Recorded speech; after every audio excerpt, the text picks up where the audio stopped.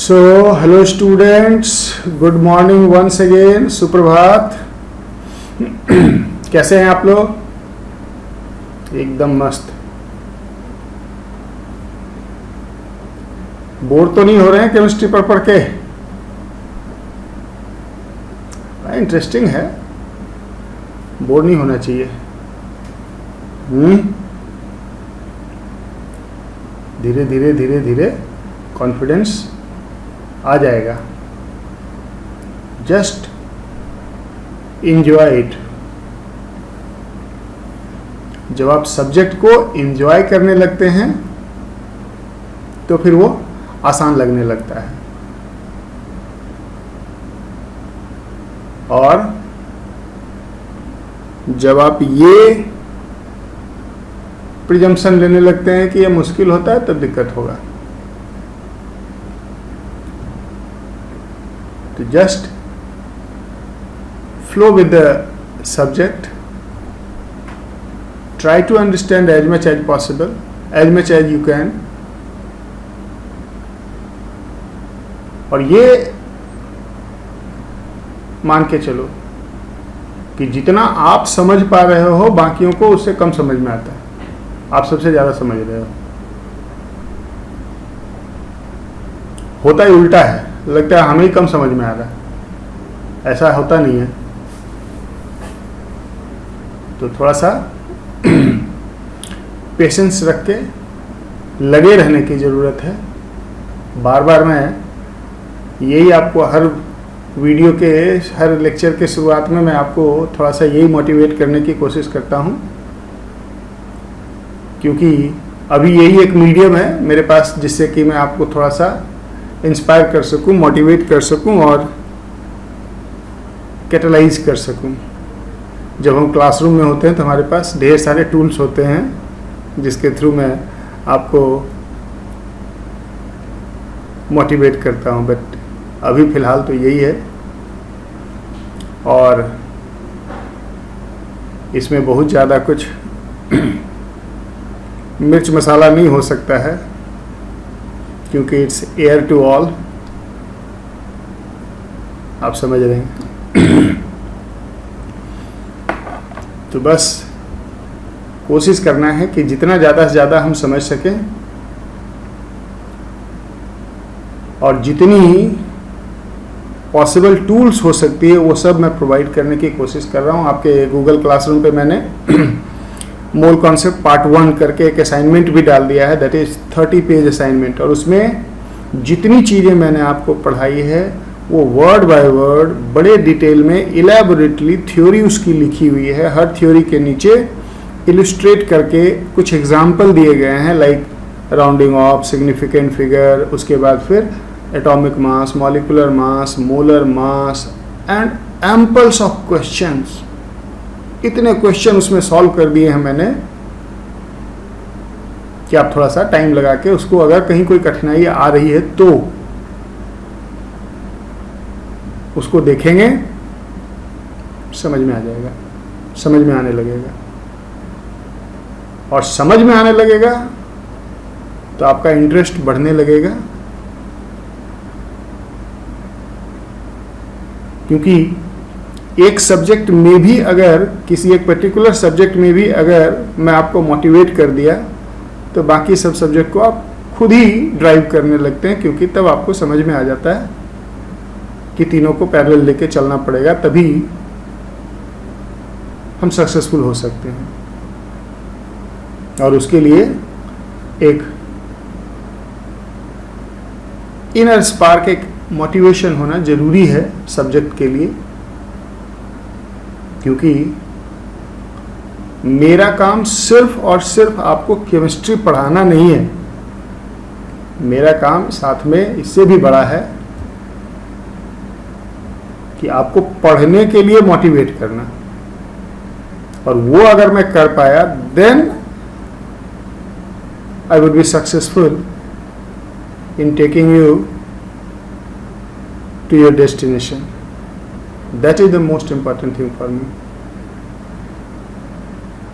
To motivate you to learn, to motivate you to study. Chemistry तो हम पढ़ ही रहे हैं। केमिस्ट्री तो बहुत लोग पढ़ा देते हैं और केमिस्ट्री तो सब लोग पढ़ ही लेते हैं, लेकिन अगर सब्जेक्ट के लिए आपके अंदर वो एपेटाइट में जगाया, अगर सब्जेक्ट के लिए लव आपके अंदर मैंने पैदा कर दिया, तब मैं मानूंगा कि थोड़ा सा कुछ सक्सेसफुल रहा मैं आपको ट्रांसलेट करने में वो बातें जो मैं करना चाहता हूं। तो जैसा मैंने आपको कहा था कि अभी तो डीपीपी 2.4 तक किया है शायद हमने ना, 2.3 2.4 तक किया, हाँ 2.4 तक किया।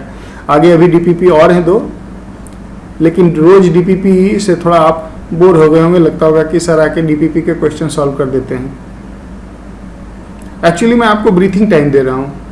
एक्चुअली प्रॉब्लम सॉल्व करके मैं आपको एक छोटी सी बात अभी तक मैंने आपको पढ़ाया, सिर्फ molar mass and laws of chemical combination, उसको डिफरेंट एंगल से तरह तरह से घुमा के आपको प्रॉब्लम्स करवा रहा हूँ, ताकि आपके अंदर वो सेल्फ हीलिंग मैकेनिज्म डेवलप हो, जिसको कहते हैं ना एंटीबॉडी। आजकल बड़ा चर्चे में है एंटीबॉडी, कोरोना का एंटीबॉडी। एंटीबॉडी क्या होता है? हमारा बॉडी का इंटरनल डिफेंस सिस्टम होता है।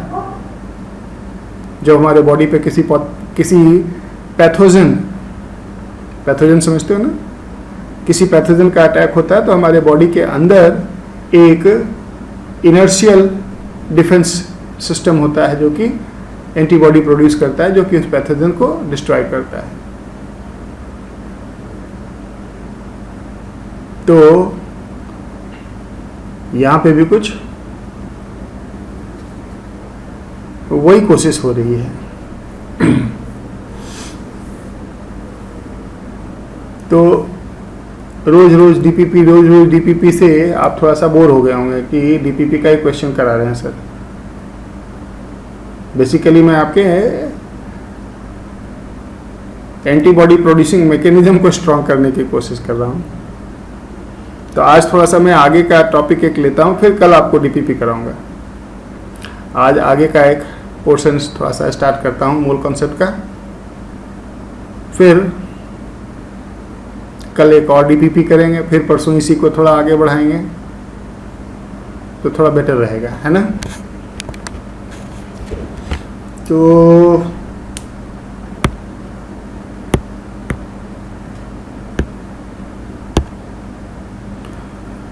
मूल कॉन्सेप्ट में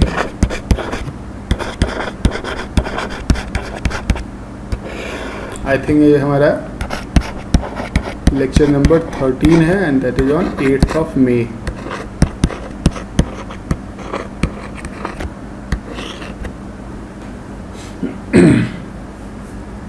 आज हम मोल कॉन्सेप्ट में लॉज ऑफ केमिकल कॉम्बिनेशन के बाद स्टार्ट करने जा रहे हैं। उसमें एक लॉ ऑफ केमिकल इक्विवेलेंस भी है, लेकिन वो लॉ ऑफ केमिकल इक्विवेलेंस अभी छोड़ दिया है मैंने, क्योंकि वो जब इक्विवेलेंट मास हम पढ़ लेंगे, कॉन्सेप्ट्स ऑफ इक्विवेलेंस पढ़ लेंगे, then only we can go to laws of chemical equivalence, that is a very important part।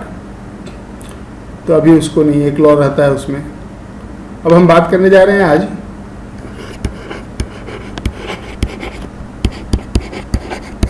Concentration, इसे हम स्ट्रेंथ भी कहते हैं, of solution, concentration of solution। That has very important role to play in chemistry, because most of the chemistry occur in solution। एक solution दूसरे solution के साथ मिलाते हैं तो कुछ प्रोड्यूस होता है। एक सिचुएशन से मैं आपको बताता हूं कि हम क्या करने जा रहे हैं। सपोज करो हमारे पास एक सॉल्यूशन है सोडियम क्लोराइड का, उसको वैसे लिखेंगे, मतलब पानी में NaCl डिजॉल्व है। एक दूसरा सॉल्यूशन है सिल्वर नाइट्रेट का, यानी कि हमारे पास 2 बीकर है, एक बीकर में NaCl है, दूसरे बीकर में सिल्वर नाइट्रेट का सोल्यूशन है, 2 सोल्यूशन है। हमने दोनों को मिला दिया। जब दोनों को मिलाएंगे तो ये रिएक्शन होगा जो हमने रिएक्शन लिख रखा है, और इस रिएक्शन के थ्रू बनेगा AgCl, silver chloride. Silver chloride एक वाटर में इनसॉल्युबल सॉल्ट होता है, तो जैसे ही दोनों को मिलाओगे तो नीचे वाइट कलर का प्रेसिपिटेट बनने लगेगा, सॉलिड बनने लगेगा, और साथ में बनेगा सोडियम नाइट्रेट। और सोडियम नाइट्रेट वाटर सॉल्युबल है तो ये सॉल्यूशन में रह जाएगा। यानी sodium chloride solution and silver nitrate solution को मिक्स किया हमने, सिल्वर क्लोराइड बना। अब अगर आपको एक इंफॉर्मेशन में दूं कि सपोज करो इसका 50 ml हमारे पास बीकर में था, इसका मान लो कुछ ले लिया 80 ml हमारे पास बीकर में था, इससे कितना ग्राम सिल्वर क्लोराइड बनेगा? Can we answer? No, we can not. The information given to us so far are not sufficient to answer what mass of silver chloride will form. जो information दिया गया है ये काफ़ी नहीं है अभी इस बात को पता करने के लिए कि कितना सोडियम सिल्वर क्लोराइड बनेगा या कितना सिल्वर नाइट्रेट बनेगा। Then what else we need? 50 ml solution of sodium chloride में NaCl कितना है ये मालूम ही नहीं है। रिलेशन तो हमें NaCl और AgNO3 के पता है कि 1 मोल NaCl combines with 1 mole of silver nitrate, but 50 ml solution में सोडियम क्लोराइड कितना है वी डोंट नो।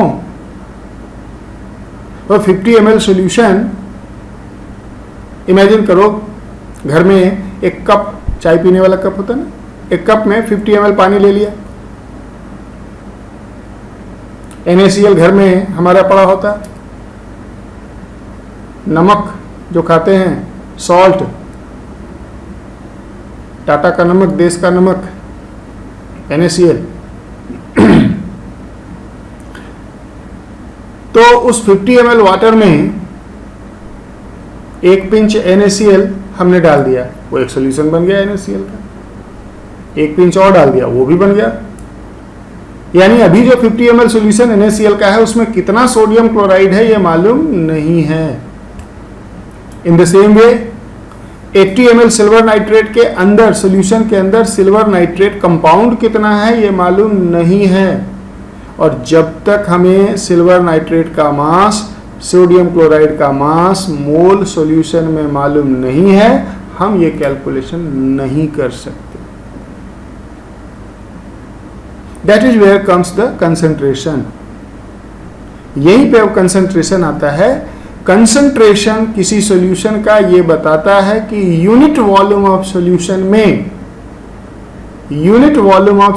में सॉल्यूट के कितने मास हैं, मोल हैं। अगर ये मालूम हो जाए कि पर ml sodium chloride solution, sodium chloride का मास x ग्राम है, फिर से सुनो, कंसंट्रेशन क्या बताता है? Amount of solute present in unit volume of solution. तो अगर unit volume 1 millilitre of NaCl solution में NaCl का मास पता है तो हम वॉल्यूम से मल्टीप्लाई कर देंगे कि 1 ml में x ग्राम, तो 50 ml में 50x ग्राम ऑफ NaCl होगा। Now we know the mass of NaCl. फिर उसको मोल में कन्वर्ट करके हम लॉज ऑफ केमिकल कॉम्बिनेशन लगा के कैलकुलेशन कर सकते हैं। यानी कि इसमें प्रोडक्ट का अमाउंट मालूम करने के लिए हमें रिएक्टिंग सॉल्यूशन का कंसंट्रेशन मालूम होना जरूरी है। तो लिख लें थोड़ा सा कंसंट्रेशन का मतलब क्या हुआ, कुछ अंदर गया कंसंट्रेशन का फील आया कुछ कि क्या है कंसंट्रेशन। कंसंट्रेशन एक बार फिर बोल देता हूं, concentration of A solution is the amount of solute, that amount can be present in the form of mass, mole, amount of solute present in unit volume of solution.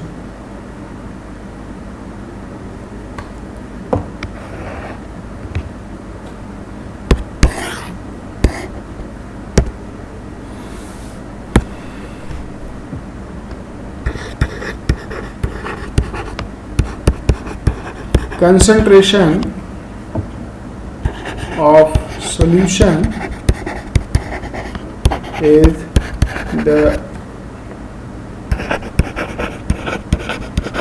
amount of solute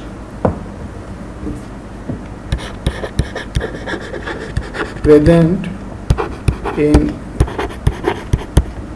unit volume of solution. Unit volume of solution.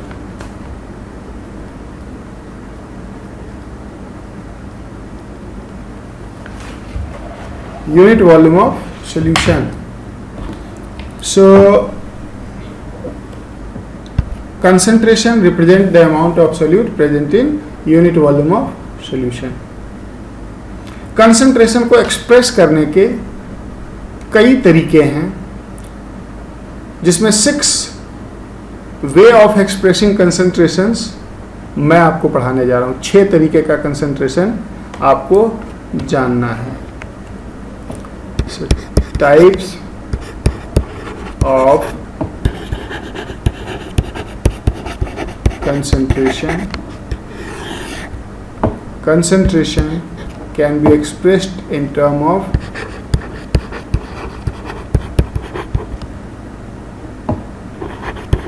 percentage strength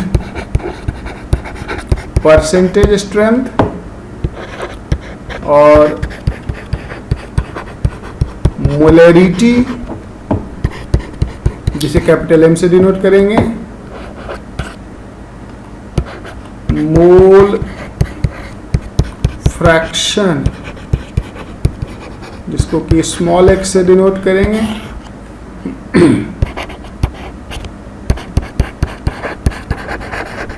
molality small m से denote होगा, ppm strength, and at the end normality. यानी concentration को express करने के इतने units हैं, इतने तरीके से हम किसी भी सॉल्यूशन के कंसंट्रेशन को एक्सप्रेस कर सकते हैं. समझ गए ना? एक एक करके अब इनको हम देखना शुरू करें. पहले इन सबको हम डिटेल में. This is going to be another very very important part of physical chemistry, क्योंकि आगे हर जगह आपको दिया होगा इतने मिलीलीटर इतने मोलर सॉल्यूशन लिया, अब आगे कैलकुलेशन करो, तो पहले तो मोलरिटी समझ में आनी चाहिए, तभी आगे की बात कुछ होगी ना. तो पहले इन सबको हम समझेंगे और फिर इस पे हम लॉज ऑफ केमिकल कॉम्बिनेशन लगाएंगे. जो पीछे हम कैलकुलेशन कर रहे थे मास में, अब हम वॉल्यूम में कैलकुलेशन करेंगे. इतना मिलीलीटर इसका, इतना मिलीलीटर इसका, बताओ कितने ग्राम इसका बनेगा. तो स्टार्ट करते हैं परसेंटेज स्ट्रेंथ से. आज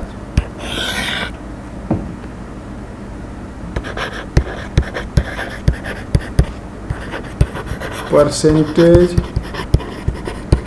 strength. Percentage strength simplest way of expressing concentration है.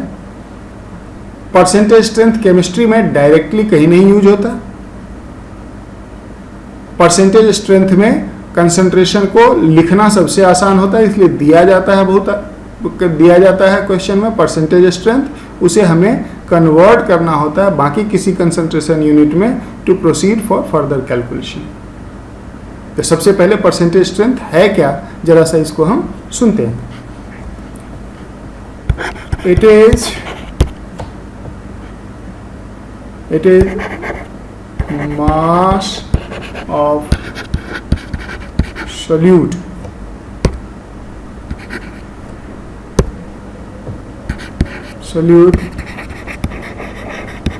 present in 100 part by mass of solution.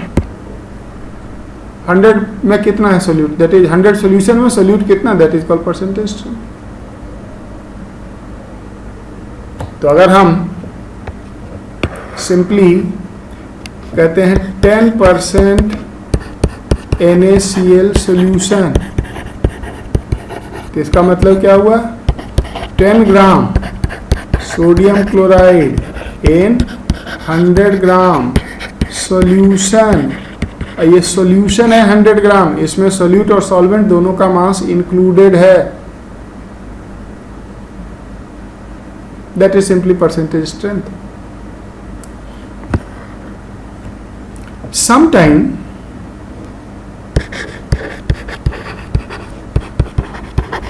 Percentage strength ऐसे लिखा होता है W/V. इसका मतलब होता है मास बाय वॉल्यूम.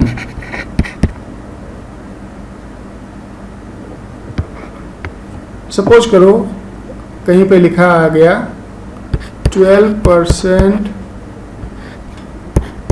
H2SO4 W/V.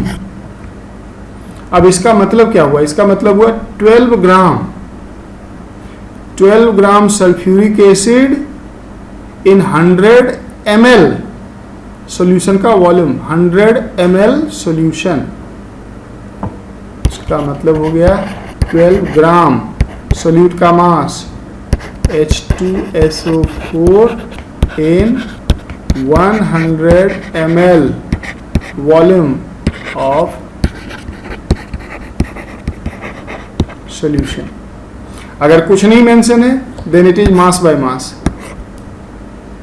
अगर कुछ नहीं मेंशन है then it is mass by mass. लेकिन अगर W/V मेंशन है then it is mass of solute in volume of solution. Sometime ये परसेंटेज स्ट्रेंथ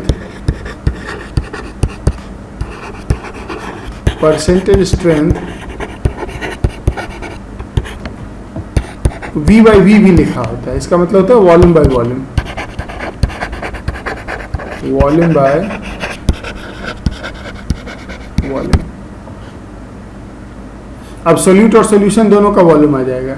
जैसे सपोज करो आता है 15% इथानॉल C2H5OH V/V. इसका मतलब क्या हुआ कि 50 ml ethanol in 100 ml solution, volume of solute, volume of solution. This implies 15 ml ethanol, ethanol खुद ही लिक्विड है, 15 ml ethanol in 100 ml of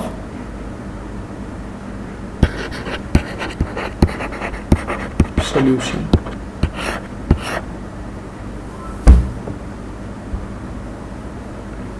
समझ गए? तो percentage strength can be mass by mass, mass by volume और volume by volume. Direct percentage strength पे कोई question नहीं होगा. इसे आप यूज करेंगे आगे आप अदर कंसंट्रेशन यूनिट्स के लिए. समझ गए ना? तो अब नेक्स्ट पे चलो, मोलैरिटी.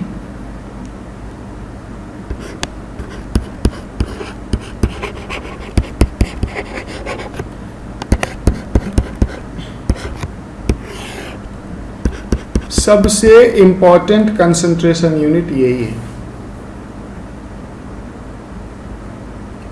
सबसे इंपॉर्टेंट कंसंट्रेशन यूनिट केमिस्ट्री में आप सबसे ज्यादा इसी कंसंट्रेशन यूनिट को यूज करेंगे. और आगे पूरी फिजिकल केमिस्ट्री में मोलैरिटी इतने वाइड स्प्रेड है कि जिसको मोलैरिटी नहीं आता वो आगे कोई प्रॉब्लम शायद ही सॉल्व कर पाएगा केमिस्ट्री का. क्या है मोलरिटी। जरा अब इसको पूरा ध्यान से कंसंट्रेट करके फोकस होके सुनेंगे और समझने की कोशिश करेंगे। It is moles of solute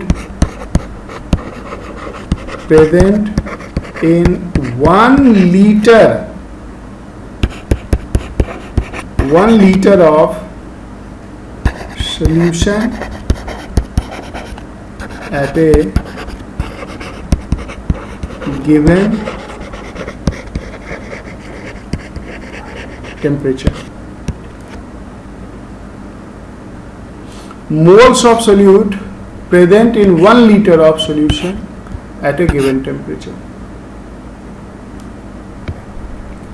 कि अगर सपोज करो हमारे पास एक बीकर है, इसमें हमने पहले से 50 ग्राम NaCl सोडियम क्लोराइड वे करके डाल दिया। उसके बाद इधर से इसमें बाहर से पानी डाला और इतना पानी इसमें डाला, कितना डाला कि वॉल्यूम हो गया 1 लीटर। कितना हो गया वॉल्यूम? 1 लीटर।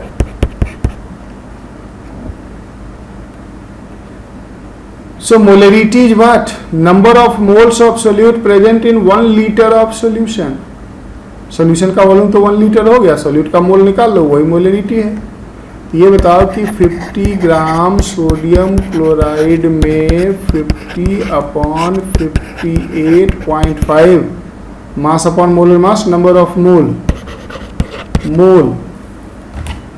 कितना हो गया ये? 50 divided by 58.5.854, it is 0.854 mole NaCl। ये देखो मोल्स ऑफ NaCl आ गया, मोल्स ऑफ NaCl आ गया कितने वॉल्यूम में? 1 लीटर में। तो ये बताओ कि यही मोलरिटी हो गया कि नहीं? So molarity of solution is 0.854 molar. इसको पढ़ेंगे मोलर और इसको लिखेंगे simply 0.854 m। So molarity is number of moles of solute in 1 litre of solution. अच्छा, यहाँ पे वॉल्यूम मैंने 1 लीटर ही लिया था, अगर कुछ और वॉल्यूम ले तो कैलकुलेशन करना पड़ेगा। कैसे? सपोज करो, अब सिचुएशन थोड़ा चेंज करते हैं। सपोज करो एक बीकर है, इस बीकर में हमने इधर से 40 ग्राम कैल्शियम ब्रोमाइड सॉलिड ऐड किया। बीकर में बैलेंस, इलेक्ट्रॉनिक बैलेंस से वे करके कैल्शियम ब्रोमाइड भी एक सॉल्ट होता है, 40 ग्राम हमने डाल दिया। अब दूसरे साइड से इसमें पानी डाल देते हैं। अब इस बार पानी इतना डालें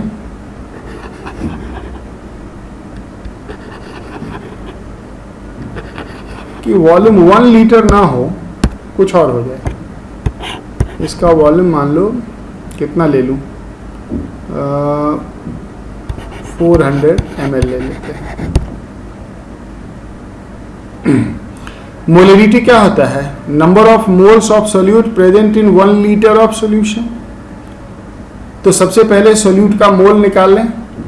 ये बताओ, इसका 40 ग्राम में 40 डिवाइडेड बाय कैल्शियम ब्रोमाइड का मोलर मास हो जाएगा 40 + 2 × 80।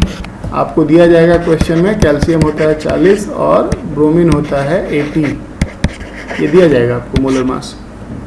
तो ये 80 × 2 160 + 40 200, 40/200 1/5, so it is 1/5.2 mole calcium bromide.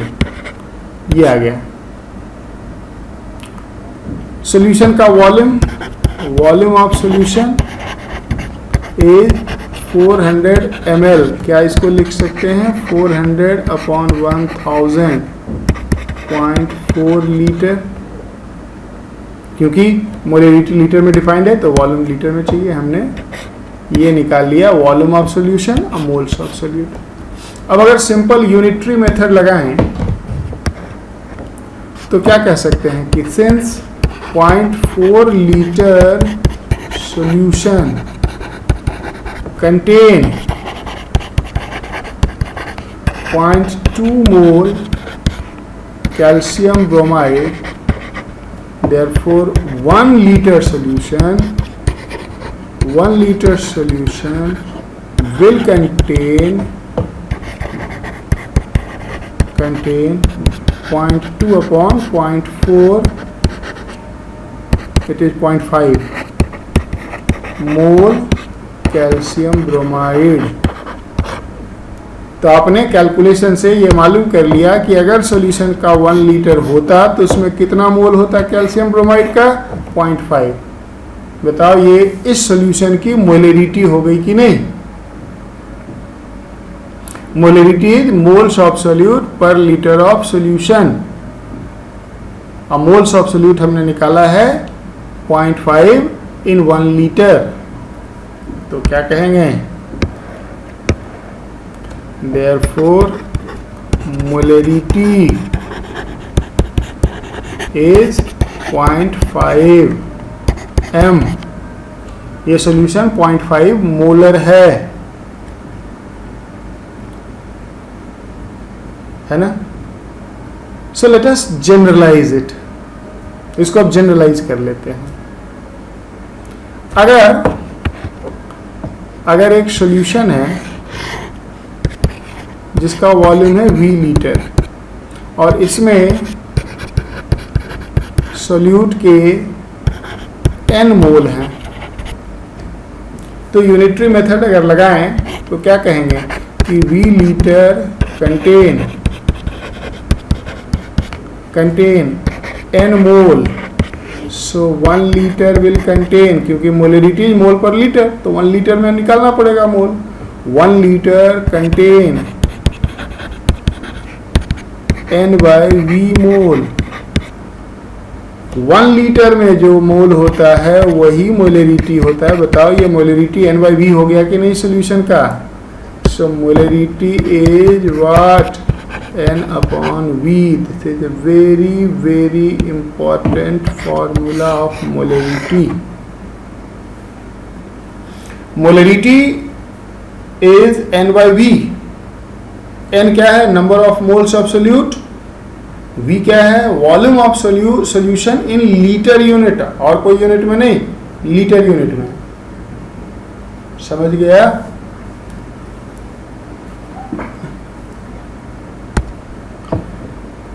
n is what number of moles of solute, v is what volume of solution in liter unit। और अगर इन तीनों में से 3 क्वांटिटी आपके सामने है, molarity, number of mole, volume, इन तीनों में से कोई भी 2 नॉन हो तो तीसरा मालूम कर सकते हैं। मान लो किसी सॉल्यूशन की मोलरिटी पता है, वॉल्यूम पता है, तो सॉल्यूट का मोल निकाल सकते हैं। n is equal to what m into V. समझा ना। मोलरिटी को वॉल्यूम से मल्टीप्लाई कर दें तो नंबर ऑफ मोल्स आ सकता है। इसी को लिखने का एक दूसरा तरीका हो सकता है इस फॉर्मूले को, n is equal to m into V, molarity into volume, number of moles. यह फर्स्ट फॉर्मूला मोलरिटी का। मोलरिटी में अभी कई फॉर्मूले आएंगे। सबसे basic formula molarity m is equal to n/v। जब इसको यूज करते हैं कुछ कैलकुलेशन करने के लिए, कि फिजिकल केमिस्ट्री तो न्यूमेरिकल है पूरा, तो न्यूमेरिकल तो हर सांस में है, हर बात के बाद न्यूमेरिकल है इसमें। जरा अब इसको न्यूमेरिकली यूज करते हैं, देखते हैं कि मोलरिटी कैसे आता है। स्टार्ट करो एक सिंपल से सिचुएशन से। कह रहा है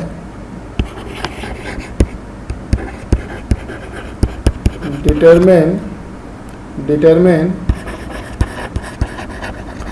molarity of a 10% W/V NaCl solution। Sodium का एटॉमिक मास 23 होता है, क्लोरीन का होता है 35.5। हमें परसेंटेज स्ट्रेंथ दिया है, मोलरिटी मालूम करना है। परसेंटेज स्ट्रेंथ और मोलरिटी को रिलेट करना है। 10% वेट बाय वी वॉल्यूम, क्या हम कह सकते हैं 10% W/V का मतलब क्या हुआ 10 ग्राम NaCl in 100 ml solution। Molarity होता है मोल पर लीटर, तो हम अगर 1 लीटर सॉल्यूशन इसका ले लें तो उसमें NaCl का मास निकाल के और उसको मोल में कन्वर्ट कर सकते हैं। अगर 10 ग्राम NaCl इन 100 ml है तो कह सकते हो 100 ग्राम NaCl in 1000 ml which is 1 liter solution। देखते जाओ, सॉल्यूशन का वॉल्यूम 1 लीटर कर दिया हमने तो उसमें मास आ गया सोल्यूट का। मोलरिटी क्या है, moles of solute in 1 litre. 1 litre तो आ गया, अब सोल्यूट का मोल केवल कन्वर्ट कर दो। 100 ग्राम NaCl में अगर NaCl का मोल निकाल दें तो वही मोलरिटी होगी कि नहीं, क्योंकि 100 ग्राम NaCl 1 लीटर में प्रेजेंट है। 100 ग्राम NaCl में नंबर ऑफ मोल कितना, therefore 100 ग्राम NaCl has 100/58.5। मास को मोलर मास से डिवाइड करेंगे तो नंबर ऑफ मोल आ जाएगा, है ना। ये आ जाएगा कितना 100/58.5 1.7 मोल सोडियम क्लोराइड। NaCl का मोल आ गया कितने वॉल्यूम में, 1000 ml में, 1 लीटर में। बताओ मोलरिटी यही हो गया कि नहीं 1.7। अरे हुआ कि नहीं, मोलरिटी 1.7 हुआ। सो मोलरिटी इज 1.7 m, क्योंकि इतने मोल 1 लीटर में। कुछ समझा? और देखो, determine mass of potassium permanganate required for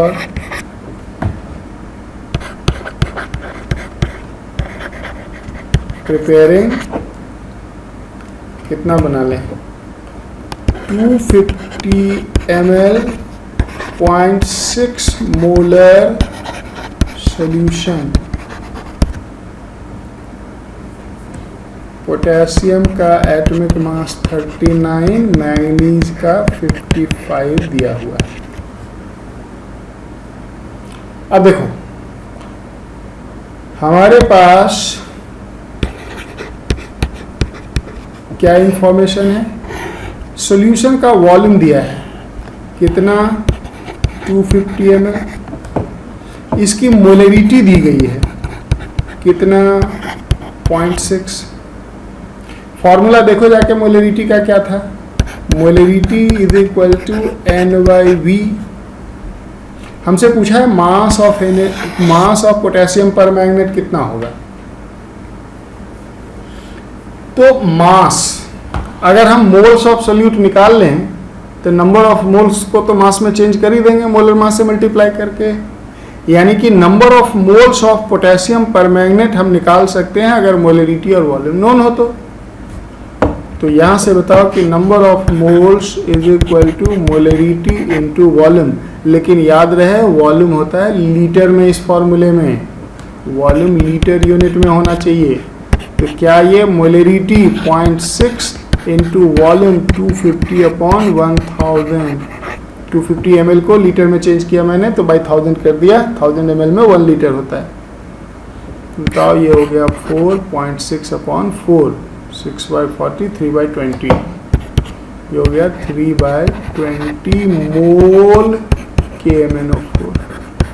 यानी कि ये जो 250 ml सोल्यूशन है इसमें Na पोटेशियम परमैंगनेट के मोल कितने हैं 3/20। तो इसको मास में कन्वर्ट कर लेंगे, ये तो आपको आता ही है। तो मास ऑफ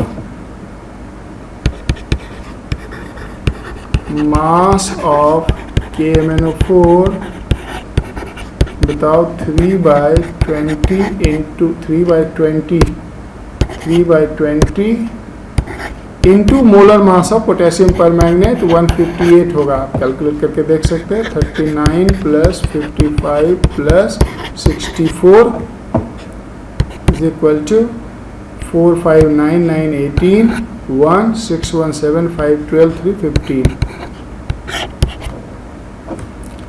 इसकी वर्किंग अगर करेंगे तो 158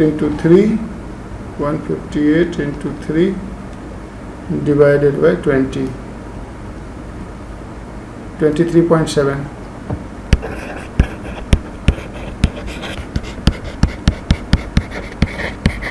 यानी कि अगर हमें 250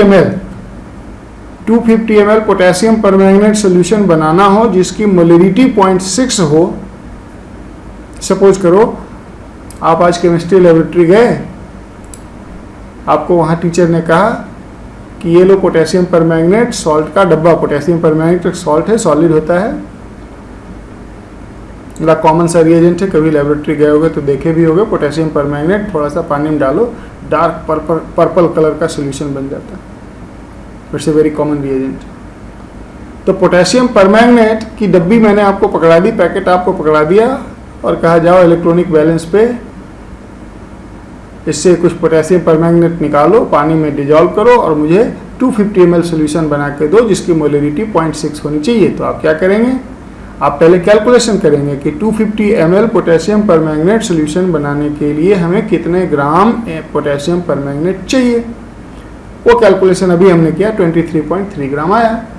अब जाके इलेक्ट्रॉनिक बैलेंस पे 23.3 ग्राम पोटेशियम परमैंगनेट का मास हम वे करेंगे, उसको बीकर में डालेंगे और फिर केयरफुली हम 250 ml पानी उसमें डाल के सोल्यूशन बना देंगे।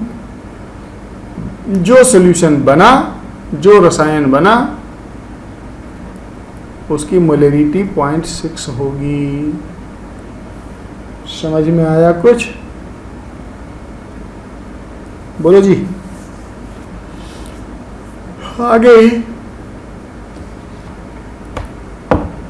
एक और सिचुएशन देखो, कह रहा है density of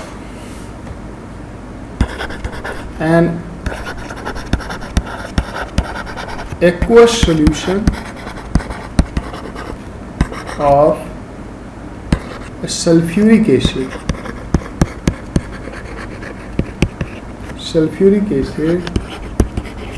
is 1.4 gram per ml.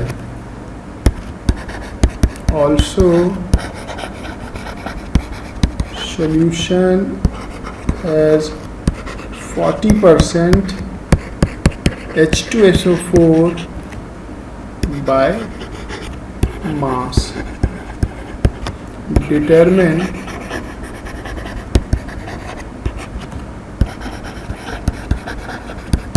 molarity of solution.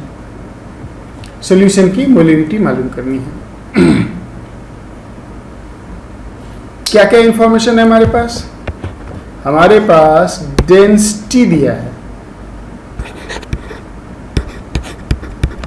Density दिया है 1.4 ग्राम पर ml और दूसरा है परसेंटेज स्ट्रेंथ 40। मोलरिटी क्या होता है? मोल्स ऑफ सोल्यूट पर लीटर ऑफ सोल्यूशन। तो ये जो सोल्यूशन दिया है इसका हम अपने तरफ से वॉल्यूम 1 लीटर ले लें, हम फ्री हैं कोई भी वॉल्यूम लेने के लिए। अगर इसका 1 लीटर सोल्यूशन लेके और उसमें सल्फ्यूरिक एसिड का मोल निकाल लें, वही मोलरिटी हो जाएगा कि नहीं? क्योंकि 1 लीटर सोल्यूशन में सोल्यूट के जो मोल वही मोलरिटी। तो हम अपने तरफ से 1 लीटर ले लेंगे सोल्यूशन।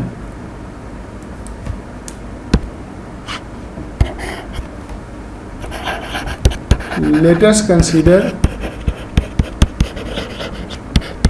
1 litre solution. बताओ mass of solution, mass of solution क्या हो जाएगा? Volume into density. Volume into density mass होता है ना। सोल्यूशन का डेंसिटी दिया है 1.4। वॉल्यूम 1 लीटर कितना हो जाएगा? 1000 ml, क्योंकि डेंसिटी है ग्राम पर ml में, यूनिट वगैरह ध्यान से देखेंगे। तो 1 लीटर सोल्यूशन में 1000 ml इंटू 1.4 ग्राम पर ml। ये देखो ग्राम आ जाएगा। 1400 ग्राम सोल्यूशन,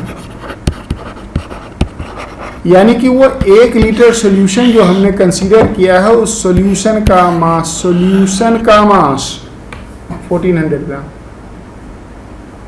तो इसमें सल्फ्यूरिक एसिड कितना है? इसका 40%। निकाल सकते हैं ना?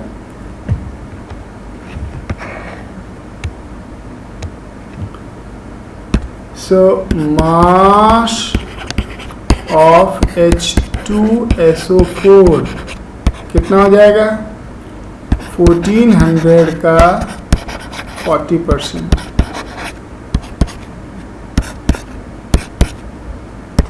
560 ग्राम H2SO4। ये जो मास निकाला सल्फ्यूरिक एसिड का, ये सल्फ्यूरिक एसिड का मास कितने वॉल्यूम में है? 1 लीटर में। 1 लीटर सॉल्यूशन में सल्फ्यूरिक एसिड का मास अब तक हमने सॉल्व कर लिया। इसको मोल में कन्वर्ट कर दें, वही मोलरिटी है, क्योंकि molarity is moles of solute in 1 litre of solution, है ना? तो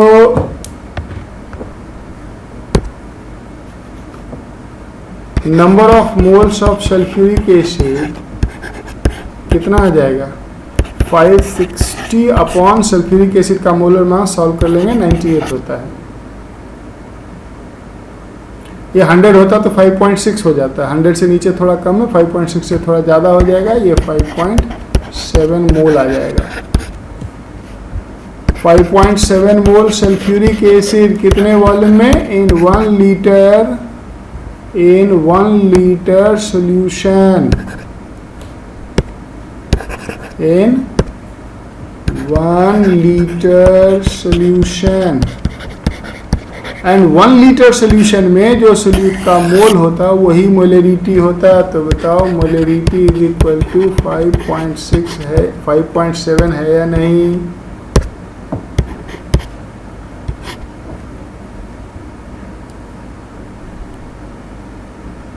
समझे? कुछ अंदर जा रहा है? कोशिश करते रहो, क्योंकि कोशिश करने वालों की कभी हार नहीं होती।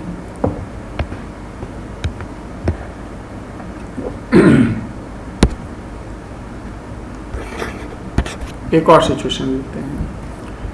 कह रहा है डिटरमिन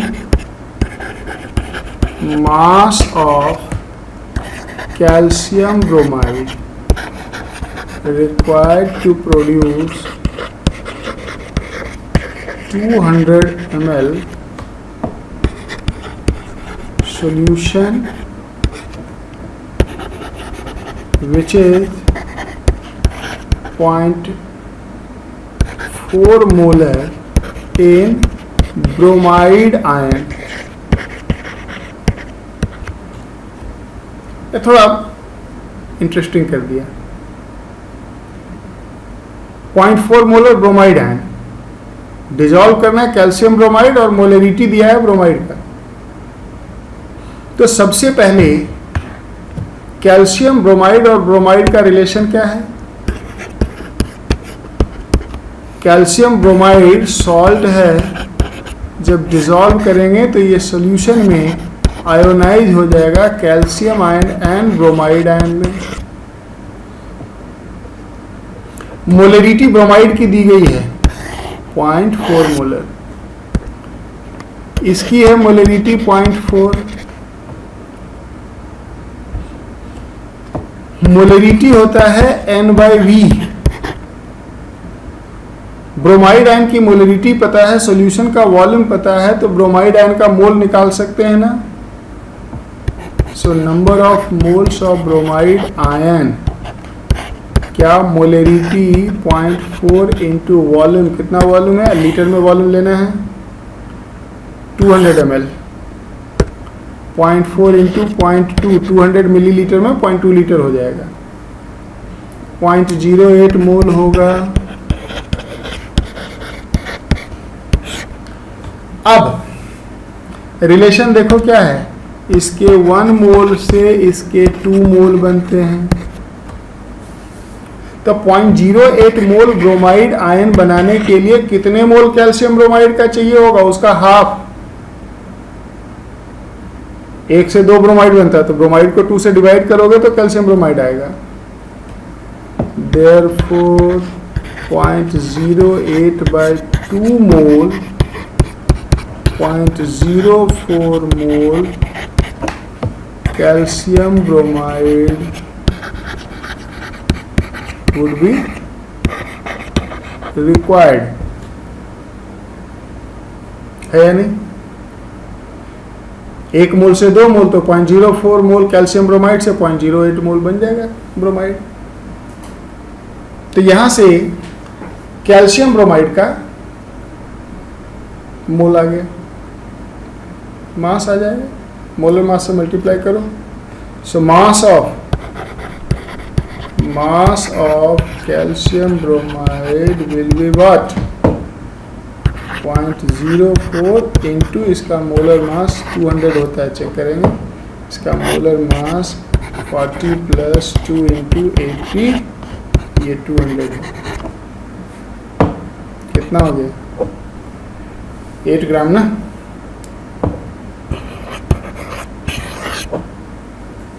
यानी कि 8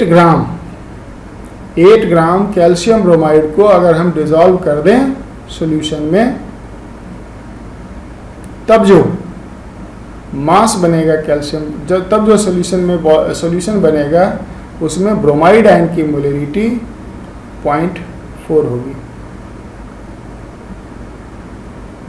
समझ गए? ये है सिचुएशन। और एक आध ले सकते हैं। कह रहा है डेंसिटी ऑफ वाटर इज 1 ग्राम पर ml, determine molarity of pure water. That is interesting. इसमें सोल्यूट है ही नहीं, तो मोलरिटी इज व्हाट? मोल पर लीटर। अगर सोल्यूट नहीं है, प्योर लिक्विड है, तो उसमें उसी लिक्विड का 1 लीटर में मोल निकाल दो, मोलरिटी हो जाएगा।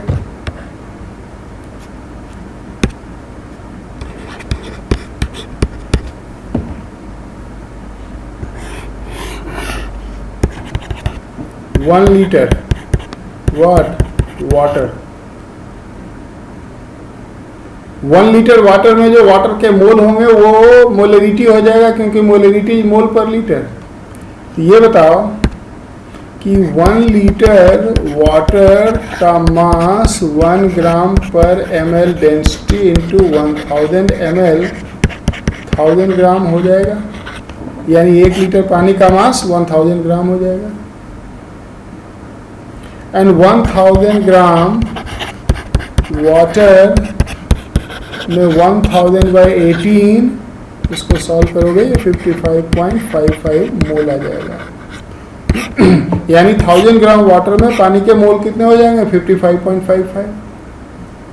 तो क्या हमने ये कंक्लूड किया कि 1 लीटर पानी में कितने मोल होते हैं H2O के? 55.55, यही मोलरिटी है। So molarity of water is 55.55 molar. कुछ मालूम चला कि किसी प्योर लिक्विड की मोलरिटी क्या होगी? तो 1 लीटर लिक्विड में सोल्यूट का, 1 लीटर लिक्विड में सॉल्वेंट का मोल, सोल्यूट है ही नहीं। ऐसे एक बार और करा है, pure acetic acid is 15 molar at 25 degrees Celsius. Determine density of acetic acid. पीछे वाटर का डेंसिटी दिया था, मोलरिटी निकालना था, इस बार मोलरिटी दिया है, डेंसिटी निकालना है। 15 मोलर है प्योर एसिटिक एसिड की मोलरिटी। इसका मतलब क्या ये हुआ कि अगर हम 1 litre solution, 1 litre acetic acid लें, एसिटिक एसिड CH3COOH, लिक्विड का मास, सॉरी मोल, 1 litre acetic acid liquid contains 15 मोल CH3COOH। मोलरिटी मोल पर लीटर। 15 मोल का मास 15 इंटू 60, इसका मोलर मास एसिटिक एसिड का है 60। 900 ग्राम एसिटिक एसिड होगा। 900 ग्राम एसिटिक एसिड कितने वॉल्यूम में? 1 लीटर में। तो डेंसिटी क्या होता है? मास बाय वॉल्यूम। तो बताओ डेंसिटी जो कि मास बाय वॉल्यूम होता है, मास हो गया 900, मास हो गया 900 ग्राम, वॉल्यूम 1000 ml। बताओ ये 0.9 ग्राम पर ml डेंसिटी हुआ कि नहीं? समझे? तो आज मैंने आपको थोड़ी सी मोलरिटी के बारे में बताया कि मोलरिटी क्या होता है। It's just beginning of molarity. कल नेक्स्ट का आगे का एक डीपीपी मैं आपको पहले सॉल्व करवाऊंगा। परसों भी एक डीपीपी करूंगा क्योंकि संडे का टेस्ट है आपका। और फिर उसके बाद इस मोलरिटी को हम आगे कंटिन्यू करेंगे। अभी इस मोलरिटी में बहुत कुछ देखने को बचा है हमारे लिए। आज तो जस्ट मोलरिटी डिफाइन किया है हमने और थोड़ा सा कुछ छोटे छोटे बच्चों वाले क्वेश्चंस किए हैं हमने। समझ गए ना? तो आज इतना ही।